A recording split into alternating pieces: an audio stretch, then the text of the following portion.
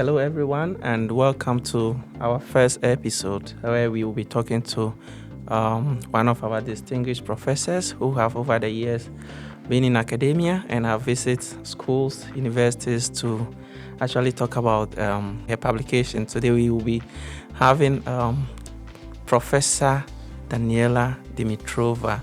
Hello, Professor. Welcome to our first episode. Thank you. Thank you for having me. Yeah, so how has your day been so far? Pretty good. Good. So I have followed your work and you have also written extensively. And so we will want to use this opportunity to actually talk about some of your works you've done, especially a book you've recently published. But before we do that, can you briefly tell me about who is Professor Daniela Dimitrova? Sure. Well, currently I'm a university professor at Iowa State University, and interestingly enough, my post-PhD career has been at Iowa State in Ames, Iowa, but I've had the opportunity to travel quite extensively. So I've done, for example, a Fulbright at the University of Vienna. I did my first sabbatical at Mid-Sweden University in Sweden. I've done a sabbatical at University of Sofia in Bulgaria, and I've traveled to many other places, such as universities in Turkey, Egypt, other places. So I have quite an eclectic international experience in myself. I grew up in Bulgaria, so that's part of my international background as well. I mean, that's interesting because that means you have accomplished a whole lot, and I'm not surprised that universities have to be inviting you to actually talk about your publications. But you came up recently with a book. Can you give us like a brief background or an overview of that publication and what is the name, and we pick it up from there? Oh, sure. And I did bring a copy of the book here to show as well. But this is Global Journalism, Understanding World Media Systems, which is now in its second edition. But how the book started, it's kind of an interesting story. I was attending a conference called the AEJMC National Convention, and I met with a publisher at one of those, book fairs that they do. And in our conversation, the idea of like, hey, would you be interested in putting a book together about global media, global journalism came about. So she was kind of a fantastic editor working for Rowman and Littlefield at the time, and she basically solicited this type of book from me. And it's an edited book. It's not something that you write by yourself, but you invite other authors, and I can talk more about it. But basically, the story behind the book is I got asked to do this, and the publisher was excited, and the whole publication process went through, pretty quickly, and from my perspective, very efficiently, and the book has been quite successful so far. Wow, that's interesting. And I mean, I've been checking and I've been following you quite some time now, and I also know that this is the second edition of the book, and you also have like a first edition. So take us through, what is the motivation that pushes you to come up with the second edition of this book?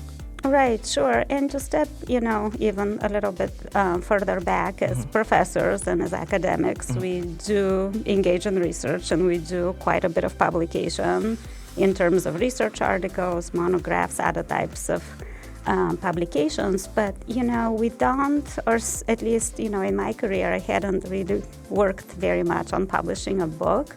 Why did I decide to do a book was basically because I was teaching here at Iowa State University, and I was teaching our World Communication Systems class, which I think you're familiar with.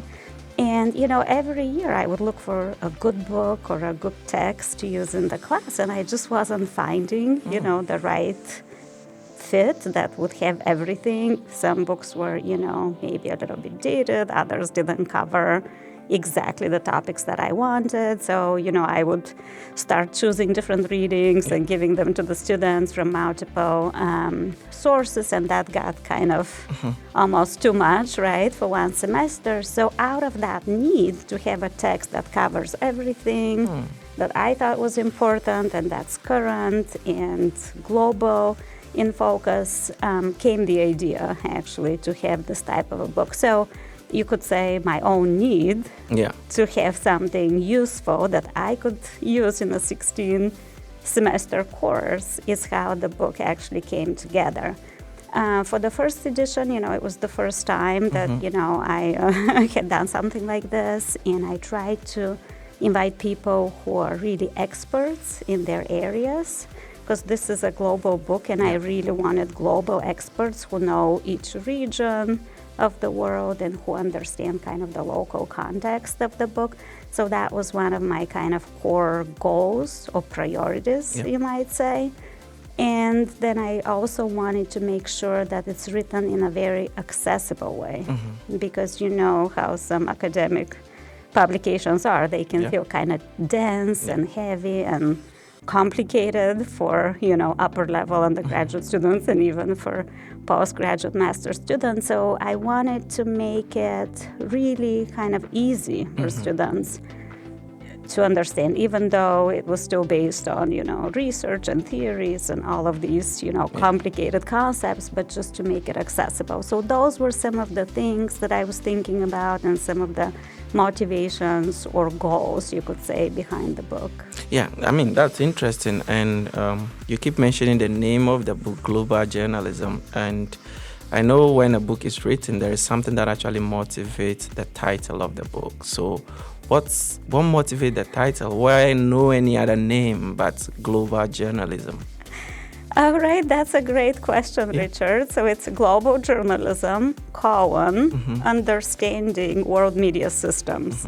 And actually the second part, the subtitle, understanding world media systems, that was the idea of my editor of the first edition, because she thought, and I agreed, that it really tried to provide a context and an understanding of how global media develops in each region. Global journalism is kind of I guess the main topic of the book, and by that we mean all different journalistic practices and journalistic developments that happen within a macro level system, in our case, the nation state. But then that subtitle kind of walks us through why does this happen, and it also talks, and I can get into this a little bit more, it kind of explains how journalism has an impact and how it impacts different audiences or public opinion or global diplomacy or things like that. Nice, that's wonderful. And I know that once a book is written, there are also target audience, or there are those that are supposed to grab a copy of such books. So with your global journalism book, who do you say are the target audience of your material? Sure. And that's such a good question, because when you publish a book, that's what the publisher wants to know. Oh, what's the marketing plan, right? And who's the target audience? So first and foremost, the book was written for my students. And if I had to kind of put it in one sentence, it would be upper level undergraduate students who major in journalism, communication, or related area. So that's kind of, what gives what gives impact on the style and the content of the chapters. But of course, coming with the students, we could say another major, or maybe the second type of audience, is the faculty or the instructors who use this book. And so for me, it was really important too, when I was putting this together, being a professor myself, to think about what would make it useful for someone to pick up this book and adopt it for their class. So if we open it here, and I can show you to the camera as well, every chapter has a summary at the end. But one big important part of the audience for this book would be the journalism professors or instructors who teach any kind of global media, world media systems class. What makes this global journalism book unique? To the question of what makes the book unique, I would say it's very current and includes the most recent statistics, data, information. So that's a really nice feature. It also contains a number of case studies, and what those are is current examples of something that has happened in the media that students can relate to. It could be, an AI case or a TikTok example or anything like that. And those case studies are interwoven throughout the chapters. But I would also say, kind of again, as the editor of the book putting this together, I was wanting to make sure that communication technology is very much incorporated throughout the chapters. Yeah. So that makes it unique in the sense that technology changes and impacts are interwoven throughout the book. And the last thing I'm going to say is, it's a book about global journalism. And so I wanted people, both the students and the instructors, of course, who already know this, to understand how much the local context and the environment that these journalists and media practitioners work on impacts what can happen or not happen within that. So I would say that kind of contextualization was really unique and important to me. That's interesting. I mean, we're also interested to know the books, when they are written, they are either written in chapters or in sections. So someone will be a professor who is interested in a particular section or particular chapter. So can you walk us through, like, how many sections are in these chapters and maybe a bit of highlights or something? Yeah, absolutely. So for both the first and the second edition of the book, we structured them very similarly. So the book is divided into 3 different sections. The first are the core concepts and ideas that permeate the book. The second section is kind of like a global tour where we go through each world region and understand and see how journalism operates in that particular region. And then the third section is about impacts and kind of current events within the international communication arena. The only other thing I should highlight is the first chapter, which is written by me, kind of provides the framework for the rest of the book.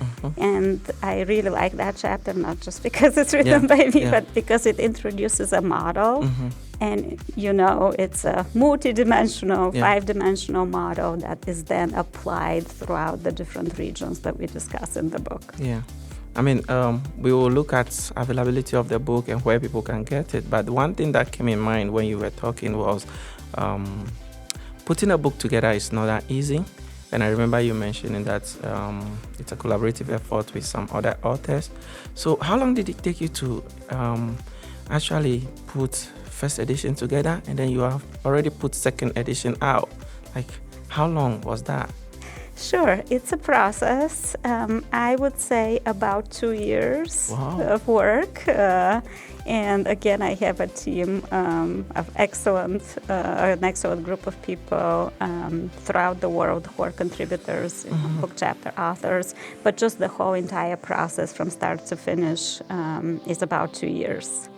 That takes a lot of time. A lot of time, a lot of effort. So I'm very grateful to everyone, who contributed. But that's kind of part of the publication process, and that's kind of one of the challenges to keep everything current, because in journalism and with global media, things change pretty quickly. So I could also share as well that in addition to the print edition, which of course is done and printed and finished, we also have a website that goes along with the book where we can update those case studies that I was talking about. Yep. And we can include different additional materials and documentaries and other types of class activities that could be used. Yeah. Do you want to mention that website for our viewers and listeners? Sure, absolutely. I was very lucky to be able to actually purchase the domain of globaljournalism.org. So that's yay. Wonderful. So it is www.globaljournalism.org? That's exactly it. Wow, that's wonderful. And so if that is the case, how do people actually access this book? I know there is a website, but beyond website where people can go to look for this material or the case studies, what other means can people get access to this material? Sure, absolutely, and I appreciate that question. So the first place I would recommend is the website globaljournalism.org, which is maintained by me and my team. But then you can go directly to the publisher, Rowman and Littlefield, and Google or put in the search term global journalism through Rowman and Littlefield, our publisher. But of course, now everything is on Amazon, so you can look for the book in Amazon or any of the other big, ebook websites as well. Wow, that's interesting, and that's also a wonderful means where people can get the book. But I am from Ghana in West Africa, so I'm just wondering, can professors in Ghana or in Africa also benefit from this material? Oh, absolutely. And you're reminding me that I should also say the book is available in an ebook edition, which is much easier for international students and faculty. So I think they can definitely benefit. The chapter within the book about the sub-Saharan African region is actually written by a scholar from Ghana, so you might be interested in seeing some of the case studies and the examples that he's giving from the whole region, but also from your home country. That's nice. I mean, I have read the book and I have seen how you have interwoven case studies in this book. So I really want to thank you so much for coming to talk about your global journalism book today. So viewers and listeners, this is where we want to draw the curtains today on our global journalism episode 1 of how Professor Daniela Dimitrova, a distinguished professor from Iowa State University, came up with her first edition of the global journalism book, and now we have the second edition. Of course, if you really want to purchase this book, which you must have, you don't want to waste time, just go to Amazon or Google www.globaljournalism.org, where you can have all information regarding the book and how to even purchase it. So until we come your way next time, do have a lovely day, evening, and night. Bye-bye.